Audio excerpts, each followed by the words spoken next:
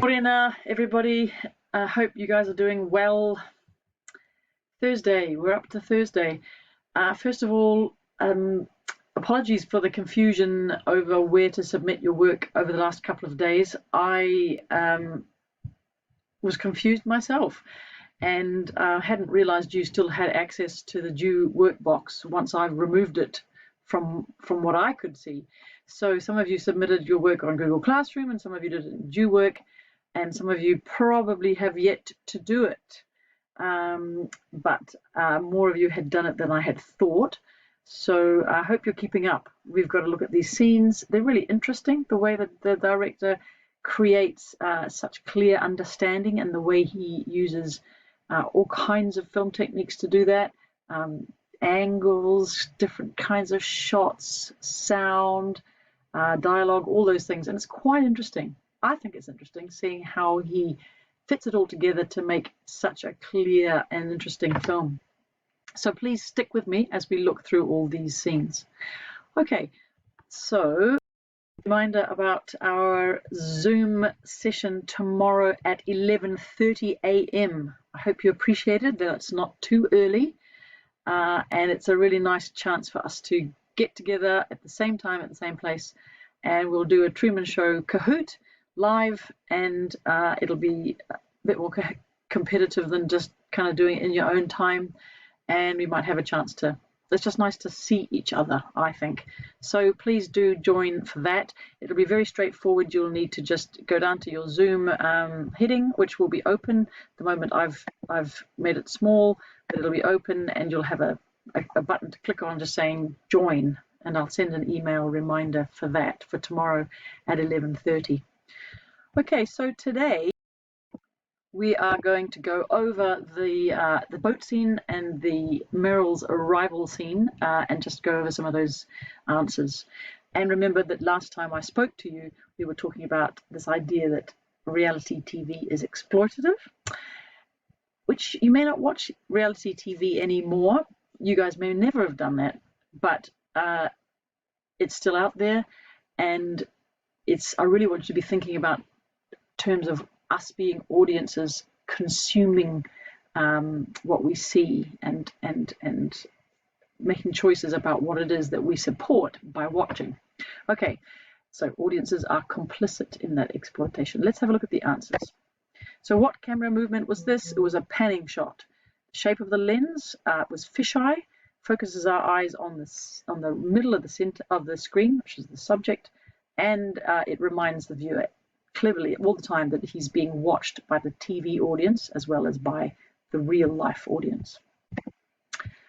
What camera angle is this? Low angle. What shot?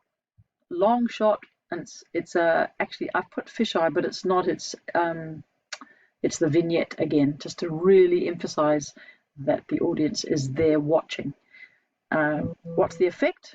We are focused on Truman. We know the audience is watching him, so we know that. The camera must be hidden just above, that was supposed to be just above the waterline. And you know, how do we know that? It's because we can hear the director chooses to accentuate the diegetic sound, the ambient sound. Those two things mean the same thing, diegetic, ambient, and he ups the volume on the lapping water. We can hear the sound of the lapping water. The effect of this is to reinforce our understanding of where the camera is, and also highlights Truman's pathological fear, and that should be fear, not feet. You know what? Proofreading is always a really good idea. Pathological fear of water because the sound of it is accentuated for us. Next, what camera angle is used? Extreme high angle or bird's eye shot, bird's eye view. And the effect is to accentuate Truman's vulnerability, because that's what the high angle shots generally do. They make people look small and weak.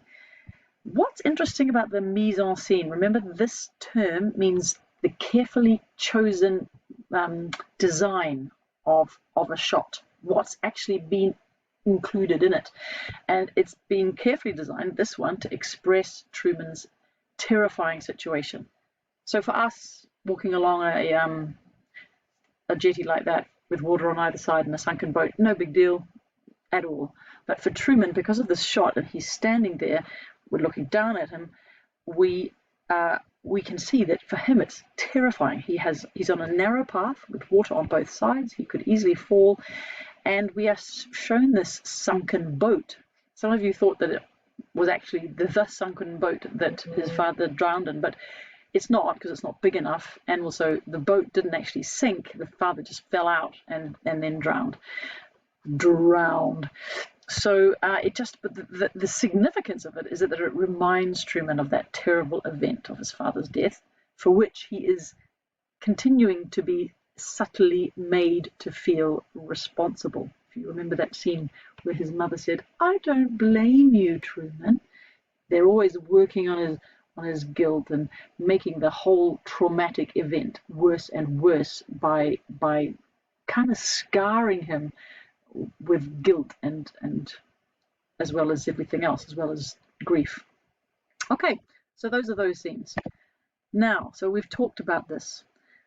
We've already talked about how Truman is being exploited in the boat scene, and the sunken boat is suspicious. To you guys, does Truman question it? I don't think so.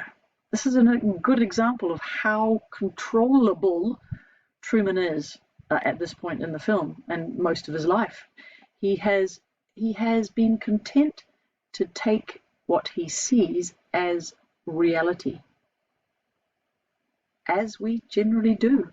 So those of you who were ahead with your work and you watched the video yesterday about Plato's allegory of the cave will have thought a little bit about how we view reality. Is it as straightforward as we think?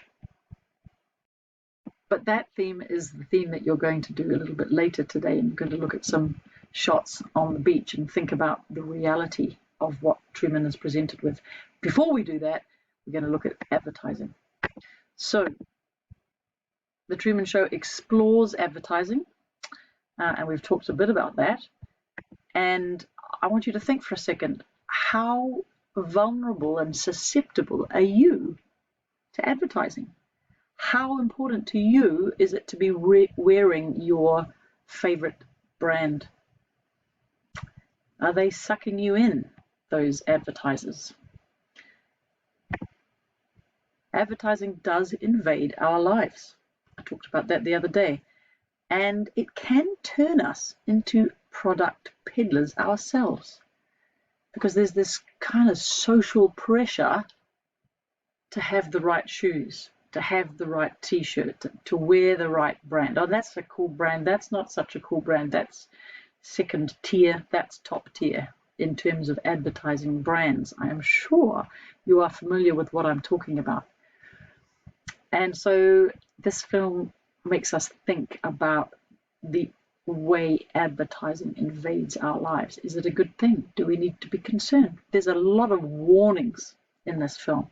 Some of these themes are effectively warnings about the way we live our own lives.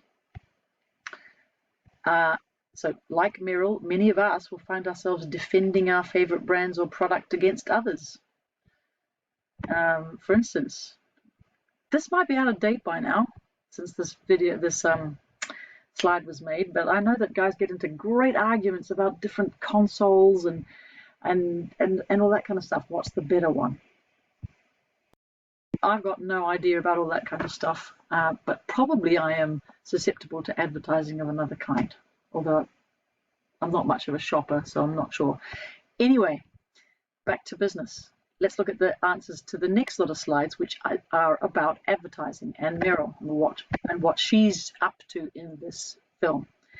So what angle is Meryl shot from in the first shot? What does it suggest about her relationship? So many of you didn't pick this up. It's actually a subtle low angle, and she kind of is standing there quite dominant because it's slightly angled up, and it shows that she has a subtle influence over Truman. It gives her a little bit of power. That's in that scene. Fill in this quote. It's a chef's pal, dicer, peeler, grater, all in one. Never need sharpening, dishwasher safe. And what is this kind of advertising called? Product placement. And also, she's behaving like a presenter in an infomercial. Right, next screen. What shot type is used in the second shot? It's a mid shot because we can see her face and her expressions and this very important thing that she's holding. How does this shot highlight the unnaturalness or fakeness of Meryl's actions? Okay, there's a number of things that you could have put down. She's looking directly at the camera, literally like I am now, looking directly at you, talking to the audience. We can see her unnatural smile. Lots of you wrote that down. She brings the product close to her face to keep it visible, and she kind of looks a little bit similar to the woman on the product itself. Right, what about this shot? What does Truman say to Meryl in response to her advertising? What does it suggest about his awareness? Again, we're talking about his awareness. Pretty poor at this stage. He says a sarcastic, wow.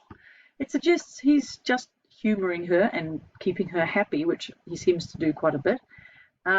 He's not aware at this point that she's advertising. He just thinks she really cares about her purchase. And what angle is he shot from here? Why is this significant? So it's a subtle high angle. We're looking down on him. Again, it shows the subtlety of Meryl's influence over him. It's also an awkwardly unflattering shot, making his bum look huge and creating this impression of him being a kind of a foolish figure, a figure of fun or derision. Derision means when you are teasing someone or you're looking down on them, literally, as somebody who's not very smart. And that shot, you might think that's reading too much into it, but that is kind of what the director's doing for us. He's this kind of poor creature who's in the garden doing what his wife tells him. And boy, does he have a big bum.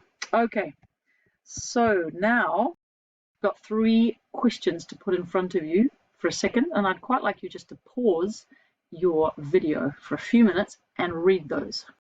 Now, I paused my video, so I hope you did and that you've read them. Who said this quote? Everything on the show is for sale, from the actors' wardrobes, food products, to the very homes they live in. Christoph. It was Christoph. Who said this quote? No, you're scaring me, Meryl. That's Truman in a later scene. And finally, how do these pieces of dialogue show that we can become advertisers ourselves without even realizing it? Take a look at this. Christoph, Truman, and by owning something, we tend to endorse it and persuade others of its value. We remember catchphrases and slogans and parrot them. Sobering stuff. Okay, now, this is the next theme that we're going to be looking at, and we'll discuss it more in detail later. But get it into your brain. We're going to look at scenes which show how we tend to accept the reality with which we are presented. So what I want you to do is to go to watch the beach sequence. I'll write down on the GrammarNet page for you where to start watching that. And it's just 4 shots I want you to look at today. And this is loaded up onto a new task on in the Due Work box, not on Google Classroom. I think we'll start leaving Google Classroom behind. This is on the Due Work box, and I want you to do the same kind of thing. Have a look at that, have a think about it. How are we made aware that Truman is,